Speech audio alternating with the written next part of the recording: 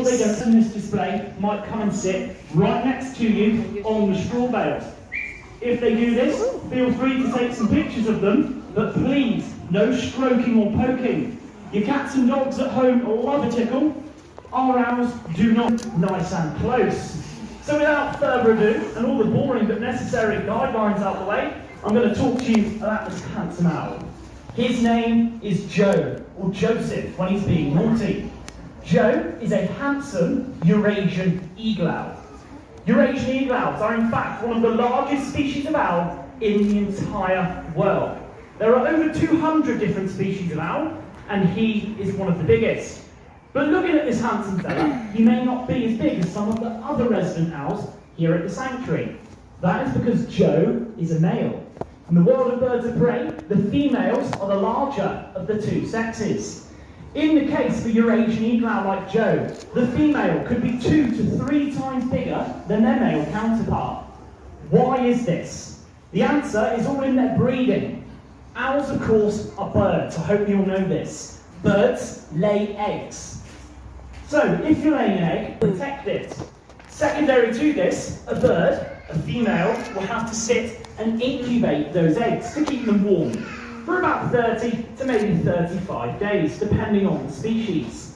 So the females you can consider the bouncers. They're bigger, they're stronger, to make sure nothing messes with their babies. Whereas the males have a very different role. Males will be going around in their habitat, hunting for as much food as they can grab. So the bigger you are, the harder it is to move. If you put a 20-kilo vest on any of us and ask us to go for a run, we're going to move a bit slower. It's the same for the birds. So to maximise the amount of food that they can get, the males will make sure that they're a bit lighter. We can use Joe here as a good example of this. Joe, when I weighed him this morning, which we do every day with Joe in the flying bird, he came in at 4 pounds in weight. His sister Sapphira, who we have at the sanctuary, the last time we weighed her, she came in at about 8 pounds, so double the size of her little brother. And this is all to do with those sex differences.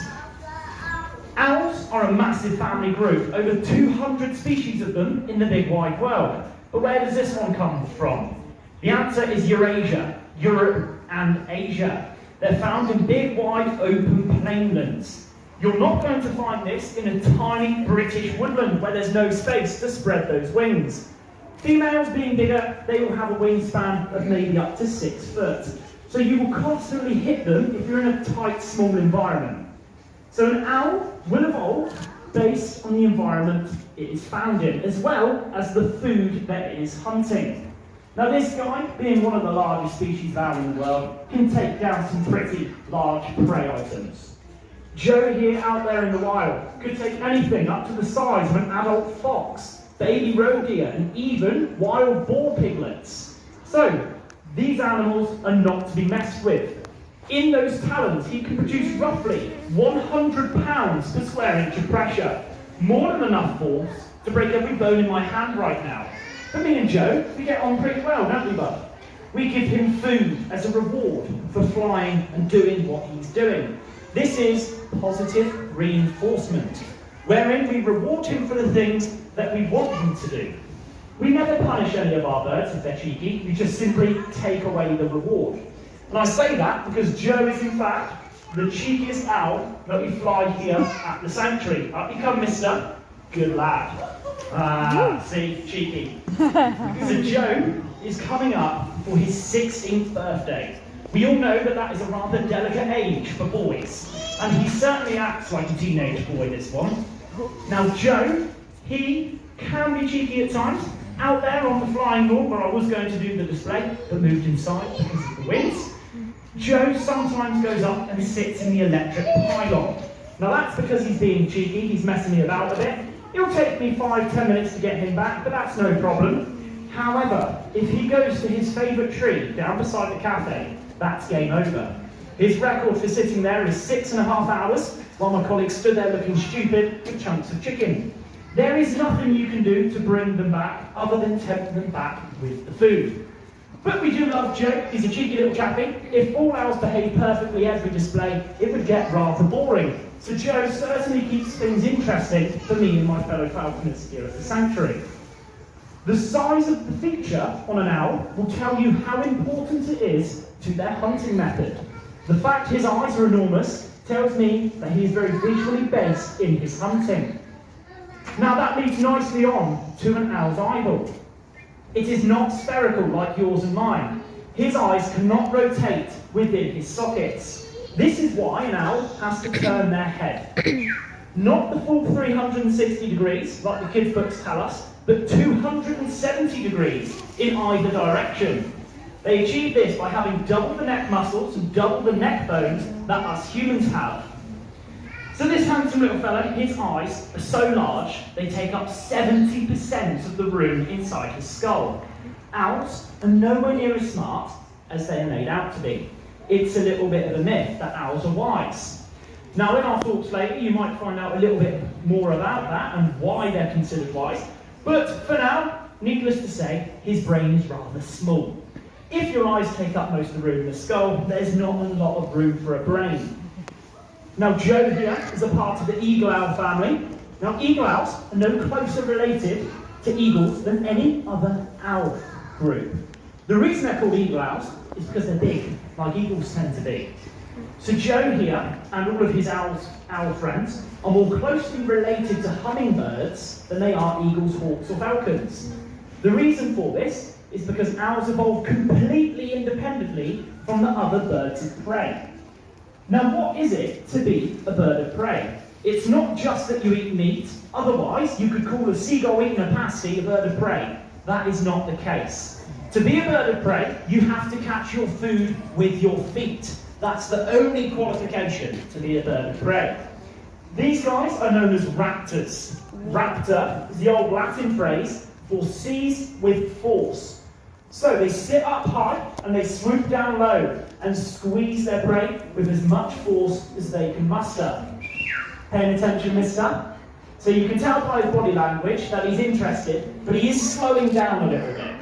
If you sent me on a run and gave me a roast potato every 100 meters, eventually I'm going to get too full to be bothered to move. It's the same with our owls here. So Joe, he's been flying around, doing his thing, rocking his stuff. However, he is getting more and more full, and therefore less and less interested in me. So we like to call it a little bit early rather than a little bit too late, otherwise I will be sat here for 6 hours trying to get him down. So working with birds requires a whole lot of patience, more so than some of the mammal species that you see around the sanctuary. And like any teenage boy, he's now going to throw a strop because he has to go back to his room. Now we do put these owls in boxes. Now these boxes are just a nice dark environment so that they can chill out. Lots of people may have seen people put t-shirts or towels over deers so that they stay calm while things are being done to them. It's the same with the owls. Thick leather gloves, my hand isn't in too much pain, don't worry. So I pop this handsome little dude back inside his box here. But Joe, he has what we call sticky feet. He knows that that glove is where he gets his grub. Careful, mister. So he's basically pecking at that until I do a bit of an exchange. Got a big old chunk of chicken here. I give that to him. Not my finger too, please, mister. Off you go. So that is where he's meant to let go of my glove. But like I said, he's a very cheeky boy. Don't be doing that. So he's just going to sit there for a second, and I'm going to have to try and coax him off of my glove, aren't I? And try to risk getting nibbled. So like I said, 100 pounds per square inch pressure in these feet, so the fact I'm pulling his toe off of my glove, trust me, is not doing any damage to him. Now it's simply beak. Can you guys there see? So I'm now going to have to risk a little bit of a nibble on my finger. There we go. We've got him out. So he's back in his room. Like I said, if they all behave perfect each and every time, the displays will get rather boring. Easy for me, but boring for you. Now this handsome little owl, we're moving down in size a little bit. So we like to show you the variety of different species that you find here in the UK as well. So this bird is, of course, a British barn owl, and his name is Sly. You're showing off, mate. Look at that lovely little starting flight there. So Sly, he is a British barn owl. He is the owl you're most likely to see here flying around the UK. And that's not because barn owls are the most common owl here in the UK. It's just their hunting habits make them easier to spot. This handsome little fella out there in the wild would be flying about a metre above the ground in fields and open countryside. Now what that means is us humans, when we're driving along our roads, often see them cruising over those fields. But this bird is designed a little differently to the other bird that you've just met. There are two major family groups of owls. There is what's known as Titonidae, which are the barn owls, because there is over 30 different species of barn owl in the big wide world. Not just this one, 30 of them, all over the globe. The only place you won't find them is Antarctica. So they are their own separate group. Whereas the other owls, everything from your tiny Indian Scots up to your massive eagle owls, are all a part of Strigidae. And they are what you call the old world owls. They're the old-fashioned ones, generally with their big eyes and the long ear tufts at the top. So every owl has its own unique personality and character. Joe, very cheeky. Sly is our eldest member of our flying team, or at least in joint first place. So he's a little bit more settled, a little bit more quiet. He knows his job, he doesn't have to make a whole lot of noise about it, do you, mate? So Sly here is coming in at 19 years old this year. Yes, here I am. Yes, 19, everyone. So, the bigger the owl, the longer the lifespan. Joe, who you just met, could live to the ripe old age of 40 or 50 years old. They live an awfully long time. So something the size of Sly here, he could live 20 to 25 years in captivity. Now, out in the wild, you will not see a barn owl live 20 years. That is unheard of. The average lifespan of a wild barn owl is somewhere between 2 and 4 years. In fact, only half of this year's baby barn owls will survive their first year. It's a tough life out there. They need to gather enough food, they need to avoid predation, they need somewhere warm to sleep. So, it's a much tougher life for the wild barn owls than it is for our captive ones. So Sly here, he uses a very different sense to gather his food and to hunt. Joe has rather large eyeballs, which tells me that he is very visually based in his hunting method. This guy's eyes are absolutely tiny, aren't they? Which tells me that he's not really using those eyes much. He is using his hearing. Now his hearing is sensational, selective, much like a child's, but absolutely amazing when he needs it to be. So Sly, when he is flying a metre above the ground, he can hear the heartbeat of a mouse underneath him. So this bird has some of the best hearing in the entire animal kingdom. He is brilliant at choosing when to tune in and when to tune out. His facial disc, that lovely heart shape, is what's responsible for such good hearing.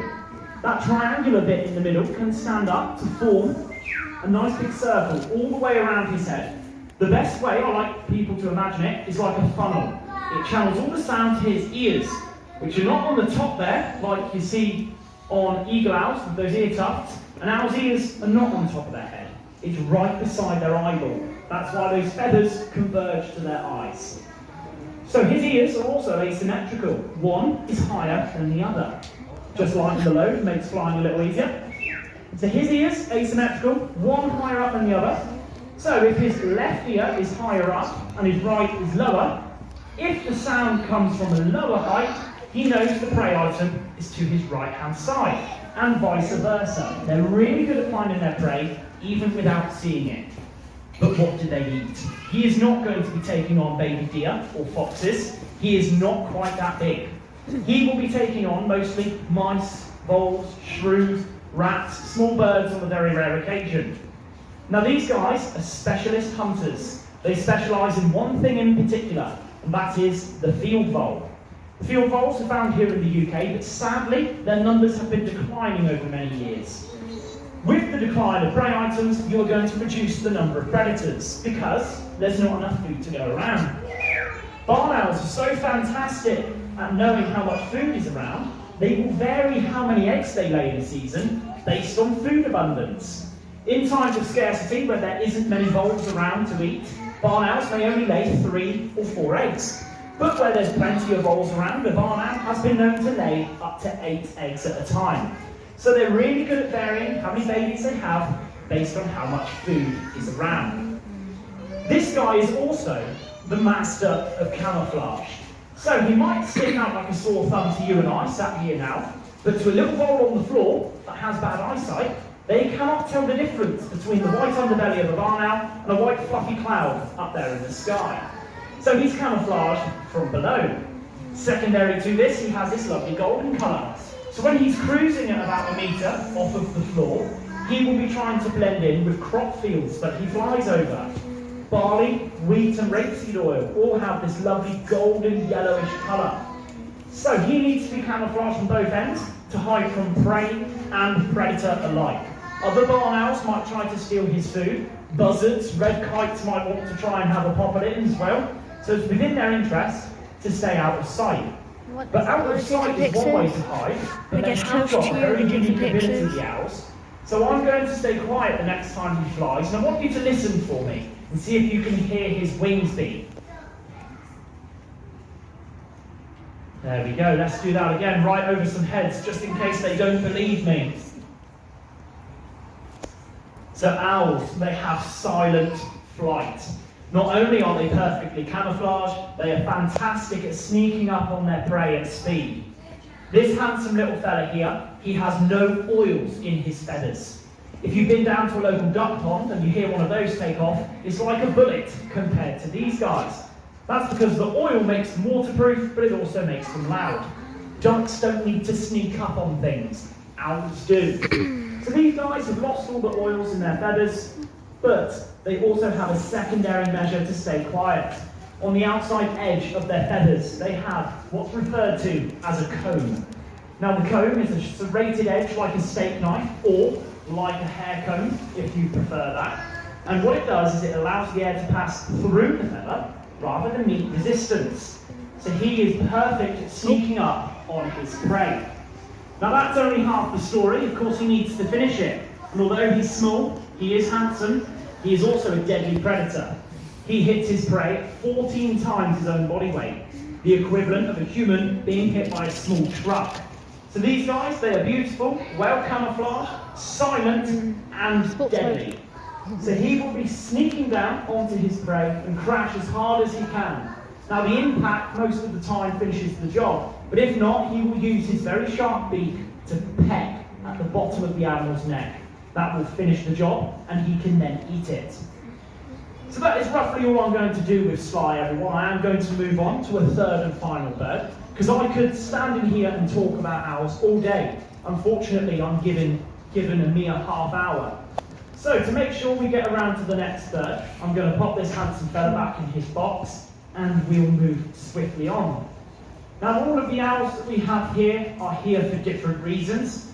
Some of the owls are RSPCA cases, some are brought in from the wild as injury cases. There are other owls. You're all being cheeky going back today, aren't you? Good boy. So we've all got different circumstances as to why we've got all of the owls. Some are RSPCA cruelty cases. Some are born here at the centre. Some are brought in from other sanctuaries to help us educate the public about different species. Out you come, mister. But this handsome little fella that you see here, he's a bit of a rare one. He was born in the wild. I know what you're thinking. I didn't just go out and pick one out from the woodlands that I fancied. He was brought into our hospital. Now when an owl is brought in as a chick from the wild, to rehabilitate them, we don't want them to imprint on us. Now Bob, sadly, had no friends when he came to the sanctuary. He couldn't be what's called creche reared. Now creche rearing is essentially raising all the babies in with one another so that they recognise themselves as a barn owl or as a tawny owl. So because Bob only seen humans, he imprinted on us. The way you can think of it is Bob sees himself as a small feathered, better looking human, or us as big, ugly, featherless owls. Whichever makes you feel better, guys. So Bob couldn't be released into the wild, simply because he would be too friendly with humans. Now this handsome dude, as you can see, he is the owl that is most comfortable getting nice and close to you on the straw bales. Again, I'd like to remind you all, take pictures, have a look at the handsome fella, but please do not touch him. Now I know what you're thinking, Bob looks a bit weird for a tawny owl, doesn't he? Bob belongs to the rare 3% of tawny owls in the UK that are a grey colour. Most tawny owls are a lovely brown. The reason for this is because they are a part of the Strix family, or the woodland owl family. So these guys, they are much harder to spot than the barn owl. They are much more common as well. There are between 40 and 50,000 breeding pairs of these in the wild, whereas tawny owls, you're only looking somewhere between 12 to 15. These guys outnumber the barn owls by a lot, but they are so well camouflaged and stay in a woodland where it's hard for us humans to see them. So this guy, he is a generalist hunter. I told you the barn owl eats mostly voles. This guy will eat just about anything smaller than him and made of meat. Now Bob, he would of course take mice, voles and shrews and rats. He will also take small garden birds. Our native sparrowhawk unfortunately gets the brunt of the blame for eating blue-tipped robins and wrens, but I promise you, tawny owls like Bob take advantage of this food source as well. So Bob will be hanging around out there in the wild, or his wild counterparts will, I should say. They will be sitting near houses where they know that wild birds are being fed by us humans. We put on an all-you-can-eat buffet for owls. So tawny owls, they do tend to like humans quite a lot. He is very visually based in his hunting, and when he's close you might see that he has some gorgeous black coloured eyes. Now you can roughly use the colour of an owl's eye as an indicator as to what time of day or night they will be hunting. The fact that Bob's eyes are a dark brown black tells me that he is most likely nocturnal in his hunting habits, whereas an owl with yellow eyes is good for daytime hunting. Yes, you heard me right, there are some owls that come out during the day. So owls, these colours are really good as a general guide, but there's always exceptions to these rules that we like to put on them. Now Bob here, being a tawny owl, is pretty common here in the UK, but very hard to spot. Now I'm going to get Bob to do another flight or two, and I want you to take a look at his wingspan. So the two birds that you've seen, lovely little wren out there. So the two birds you've already just seen have really long wingspans. That's because they're found in big open environments. In a tiny woodland, you don't want 6 foot of wings. You want wings like this. Much more narrow and tight to the body. This allows for much more agility and manoeuvrability, so that they can get in between brambles, trees and branches.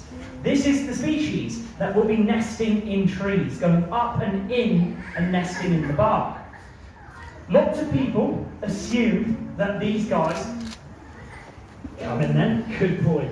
Lots of people assume that we are feeding these guys lots of little mice, just throwing them in their enclosures to run around so that they can hunt them. None of the owls that we have here at the sanctuary, we teach to hunt. If we did, no teddy in this talk would be safe. You wouldn't want to be flying a hunting bird around the members of the public and their food or their toys or anything like that.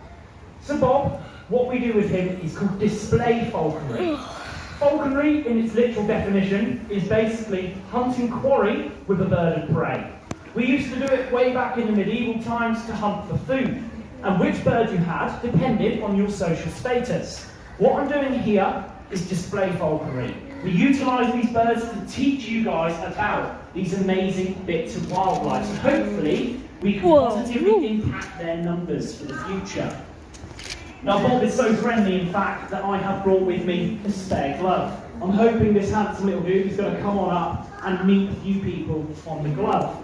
Now I'm going to try to get through as many people as I possibly can in doing this, but I might not have time for each and every person. But not to worry, this afternoon I have a second display, and if you stick around and don't get to go this time, I'll trim the body, being a bit cheeky there. Arm nice and straight away from the body, showing the back of the hand. This gives him a nice, good run-up, and it means he's not going to hit you in the face as he comes to land.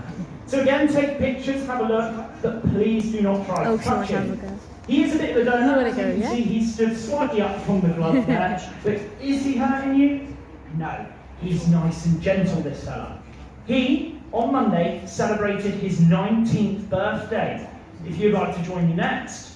He celebrated his 19th birthday and again could live to about 20 to 25 years old. So he is a bit of an old boy, but he is very experienced in doing this and coming to meet new people. Lots of people might think, oh, they're a bit like performing monkeys, aren't they, coming out to meet different people? But the fact of the matter is, birds of prey have the ability to come out of the four walls of their enclosure. We want to provide them with as much enrichment as possible. Enrichment, it takes many forms. You can use smelly stuff for things such as foxes and raccoons that have a sense of smell, but our brains are so small they can't smell anything. So we can't use that form of enrichment. Now for a bird, the best enrichment is to get them out and exercising, get them out and flying, seeing different people, hearing different voices, being in different locations. All of this is mentally stimulating for the animal. So, your hot buddy, sometimes he does steal people's seats every now and again. If you'd like to join me next, come on up. Left hand out for me. There we go. So when he does come to sit on you, he's around the corner, so we're going to have to come this way just a little bit. Yes? Can you come join us, please? Thank you, mister. So, if he does come up and sit on your glove, you're going to realise just how light he is. Birds are not very heavy. The heavier you are, the harder it is to move. He's coming in today a whopping 400 grams. He's half a bag of sugar near enough. Now, the reason for this is birds have hollow bones. Their bones have a honeycomb structure in. Good? You join me next. Left hand for Is me. that good? Just the other arm. That's good. So it's just been Easter. Hopefully you've all got lots of sweets. If you had a crunchy bar and you broke that in half, you'd see that lovely honeycomb structure on the inside. That is exactly what it looks like. Down here, mister. Down here. That's exactly what it looks like on the inside of the bird's bones. Provides all the structure and strength, but it provides none of the weight. If you'd like to come on up next, pop your hand in there. So Bob, he is very, very friendly. We wouldn't do this with some of our other resident birds. So some of the birds that we have here are not friendly to people whatsoever. You're not a parrot, you're not sitting on any shoulders today. So, different birds have different uses here at the sanctuary. We've got different teams. So Bob here, he is a part of our flying team. He is one of the birds trained to come, fly around and come back to us. But secondary to this, we have our encounters team. Now these are the birds that are trained to sit on the glove that we use for the owl talks, but they aren't quite trusted to fly back to us. So they remain attached. They get all the benefits of coming out and saying hello to people, but have to do none of the exercise. Then third and finally, we have the aviary birds. Now the aviary birds are the ones that are not imprinted on anyone. What that means is basically they see themselves as owls, unlike the ones we have here. Fantastic. So what that means, everyone, is I can't go in and pick them up. So yes, it's very light. Oh, you walk back down then. So some owls do not get to come out and enjoy this, but they are the birds that are far more likely to breed and to have some babies in the future. So Bob here is far more likely in the breeding season. Where's he gone? There he is. He's far more likely this breeding season to try to make the top of the keeper's head than he would be a tawny owl if we popped it in with him. He sees himself as a small, better looking version of me. So he doesn't want to try and have babies with owls. We're going to spin you around a little bit, round and round we go. There we go, good boy. So these birds here, they are very friendly. You would not find a wild tawny owl like this coming up and saying hello. That simply just would not be the case. So Bob, he couldn't be released back into the wild because not everybody loves owls. Of course I do. I'm a bit biased. I work in a sanctuary with them. However, not everyone has the love of wildlife that I think they should. And by doing this, hopefully what I'm doing is inspiring a bit of love and care in your hearts for owls and other bits of British wildlife. So these are owl species, the tawny owl and the barn owl that I've flown for you. Both species you find here in the UK. Yeah, it's not just the kids, adults can as well. So, left hand in there. So hopefully you'll go away from here and we'll think about how you can help these owls. What you can do if you live in a rural area is put out an owl box. Hopefully this will give the owls somewhere to nest, somewhere to breed in the future. It's thought that about 60% of barn owls nowadays are born in man-made boxes rather than barns. As we've moved more away from farming, we've moved more towards helping them via putting boxes out. So, over you come, Bob. At this last part of the display, I do like to just quickly highlight that we aren't a charity, we aren't funded by any organisation. The only way that we can stay afloat is through all of you guys generously coming here, paying to come in, any experiences you do, and any donations that you're kind enough to leave us. Now, our future work will involve building brand new aviaries for our flying team, as well as a hospital unit, so that we can start working with wild birds again. Because of the bird epidemic, we weren't able to fly birds out there. We weren't able to bring birds in and treat them in our hospital. Over the 30 years we've been here, we've rehabbed and released over 1,000 birds back into the wild where they belong. So hopefully, our next fundraising thing, good lad, our next bit of fundraising is to build a new hospital unit as well as some new flying aviaries for some of our birds. But unfortunately, that is roughly all I have time for today. Now, in about 10 minutes, my colleague Paula and Jasmine will be doing a talk for you on some of the other hours. Off you go then, being a bit cheeky. So they will be either doing it in here, if the weather's bad, or out there on the big green lawn where I wanted to do the flying, but was told I couldn't and had to come in here. So, if you haven't had a go with Bob, I'm going to bring him down here, and I have a lot of trust in Bob. So if anyone didn't have a go and desperately wants to go with Bob, come down to this side of here when I ask you to. If not, I want to thank you all very much for coming to my talk. I'll go down. Okay, I'll come with you to get a good view. I'll come with you to get a good view. I'll come back down to get a video. Behind you, and I hope you enjoy the next part. Can you take the plastic, please? Thank you all very much. There we go, all right. Fantastic. Pop. Good boy. There we go. So if we stay this side of him, guys, if that's possible, just because then that gives him room to move if he needs to. Whoa. Keep coming, keep coming, keep coming, keep coming. Shoot. There we go. Good boy. Bob. He's being a cheeky boy. He's getting a bit more full as well. Up you come. Good lad. Yeah. Like I said, I have got other birds in the next display that do this as well. So if you don't get a go with him, I have got other birds, so it's not to worry. Right, there we go. Can you just stay? Look at them. He's looking right at me. Imagine when it was sleeping.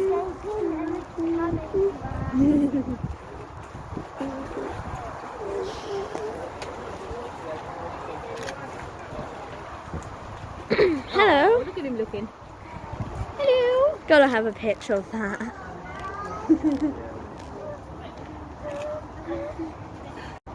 Really, like first we get them all like that.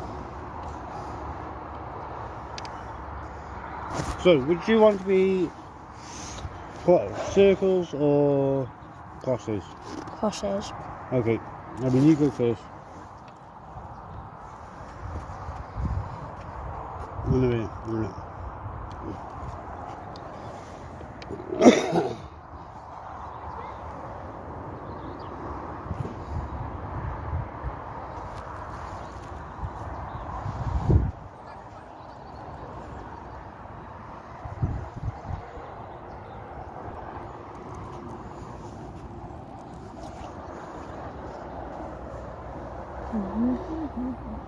That was a draw, wasn't it? Yeah.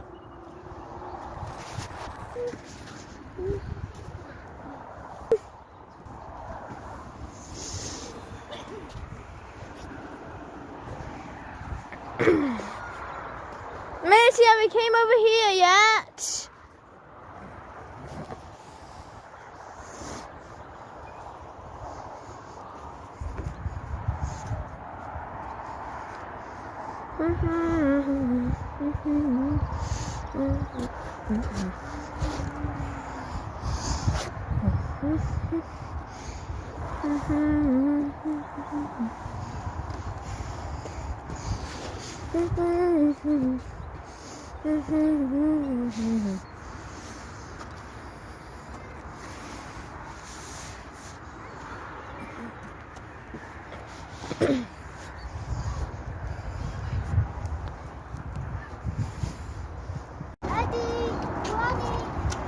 Giovanni.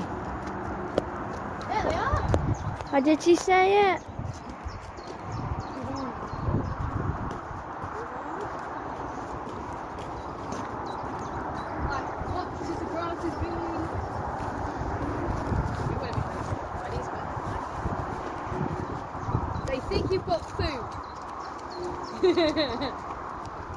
These are Like the ones at the campsite. these are when I some went of to the animals campsite. that if you Don't touch if you them. bought food, you could have actually fed these guys.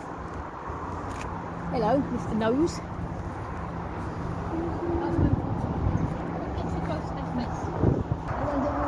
Dun dun dun dun dun dun dun dun dun dun dun They're dun working on a new boat enclosure over there. dun dun dun dun dun. Imagine it's just like pick up. Can you see it? Yeah.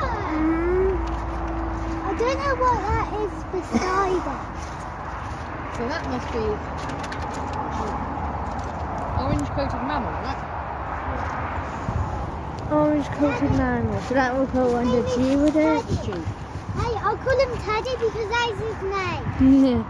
Turn off the flash. It's hard to see him on here. Yeah, I know. It's because the windows are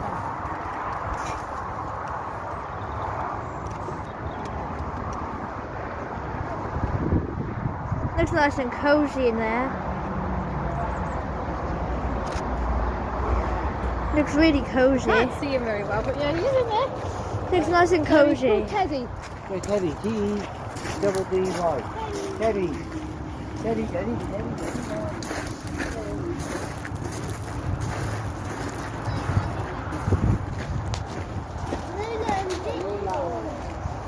Lola, Victor. Hello. Hello, Lola and Victor.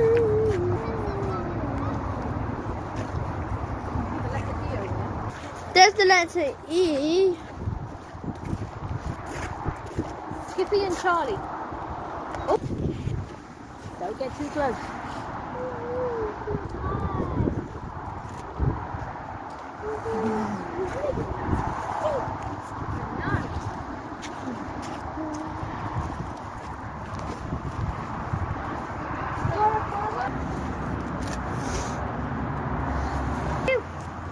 Hey, little ones. But then can you see these things?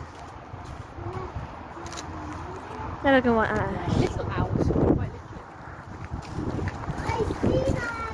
little. William and Venetia, great horned owl. Up here.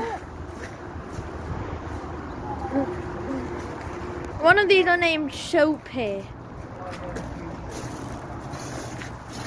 Hello.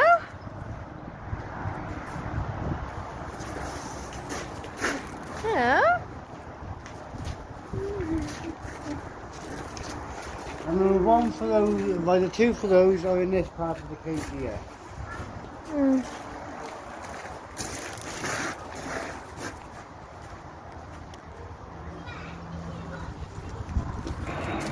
So that's just here.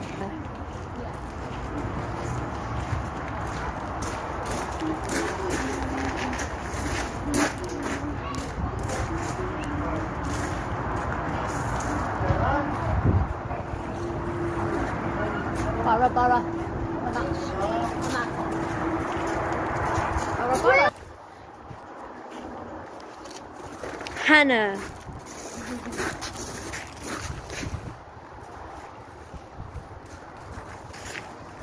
This was named Hannah. Oh, honey.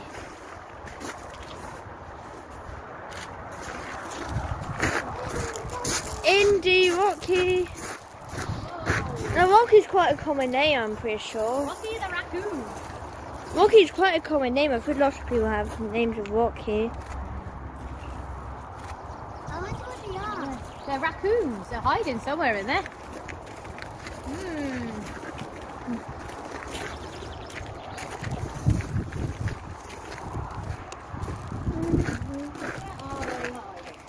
This one's also got a sponsor. This one's got a sponsor, man. Another one. This one should be fairly easy to see. Flash, do you go like a flash maybe? Do you go away in a flash?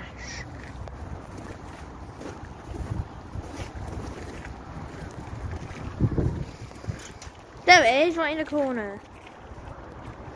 Hello. Black. Whoa, we can see this one.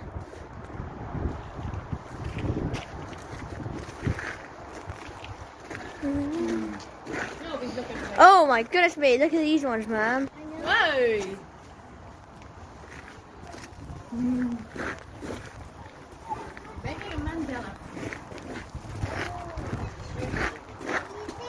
Oh yeah, look at this one.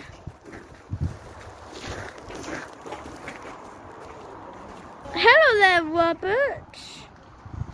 Robert, I don't know. We've got any.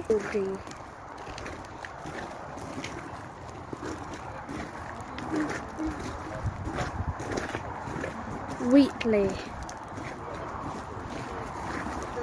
Oh, there.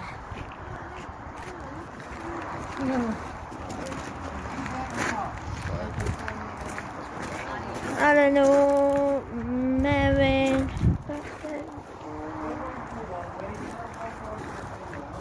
Kaya.